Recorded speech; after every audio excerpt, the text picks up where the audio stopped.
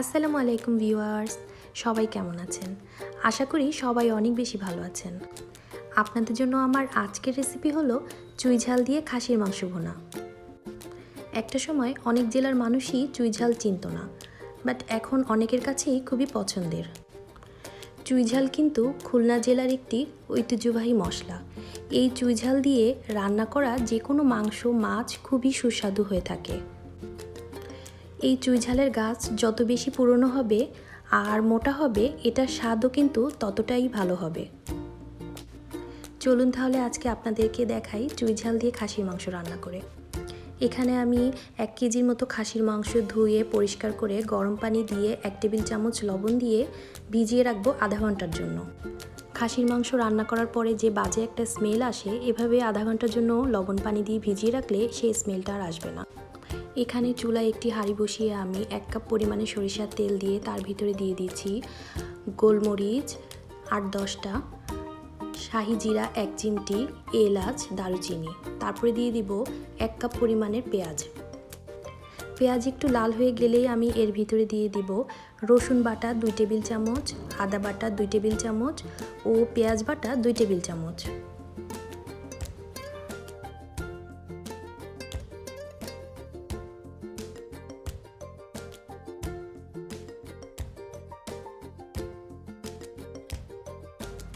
তারপরে দিয়ে দিব লবণ পরিমাণ মতো, হলুদের গুঁড়া 1 চা চামচ, মরিচের গুঁড়া 2 চা চামচ, জিরার গুঁড়া 2 চা চামচ, ধনিয়ার গুঁড়া 2 চা চামচ।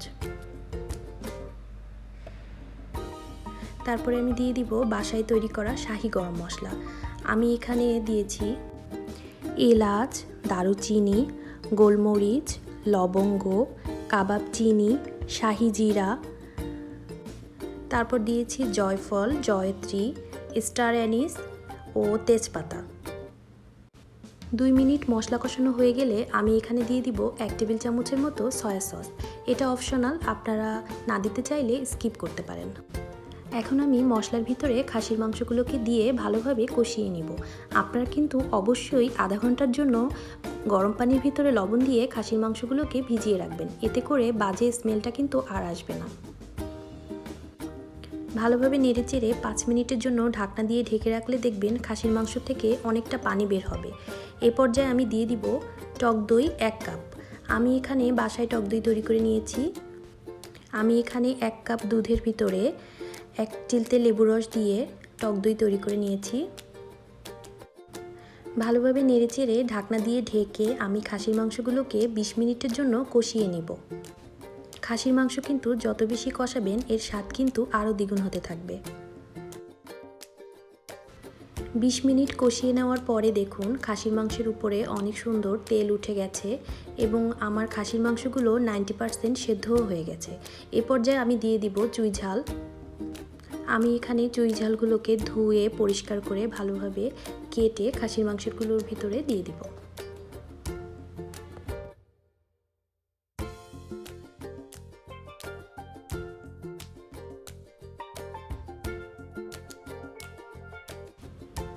ভালোভাবে নেড়েচেড়ে আমি 1 কাপ পরিমাণের পানি দিয়ে ঢাকনা দিয়ে ঢেকে আর 10 মিনিটের জন্য রান্না করে নিব।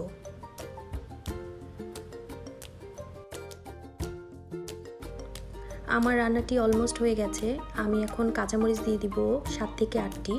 আপনারা চেষ্টা করবেন অবশ্যই কাঁচামরিচটা দিতে, এতে করে কাঁচামরিচের সুন্দর স্মেল মাংসে ছড়াবে।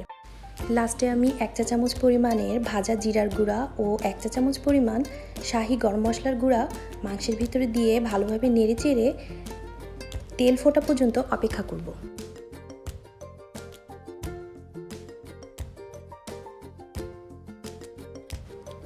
দেখতেই পাচ্ছেন মাংসের উপরে অনেক সুন্দর তেল উঠে গেছে এবং দেখতে কিন্তু অনেকটাই লোভনীয় হয়ে গেছে। আমি এখন টেবিলে সার্ভ করে ফেলবো। যাদের কাছে খাসির মাংসে বাজে একটা স্মেল আসে, তারা কিন্তু আমার রেসিপি ফলো করে এভাবে চুই ঝাল দিয়ে খাসির মাংস রান্না করে দেখতে পারেন। আশা করি অনেক বেশি ভালো লাগবে।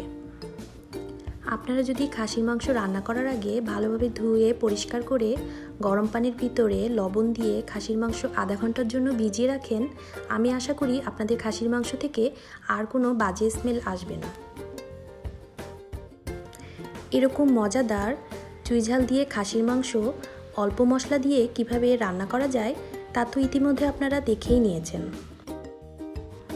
আশা করি আমার এই রেসিপিটি আপনাদের কাছে অনেক বেশি ভালো লেগেছে এবং ভালো লেগে থাকলে প্রতিবারের মতো কমেন্টস বক্সে জানাতে ভুলবেন না।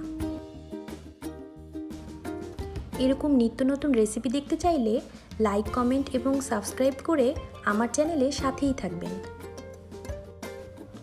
সবাই ভালো থাকবেন, সুস্থ থাকবেন এবং আমাদের জন্য অনেক বেশি দোয়া করবেন। আল্লাহ হাফেজ।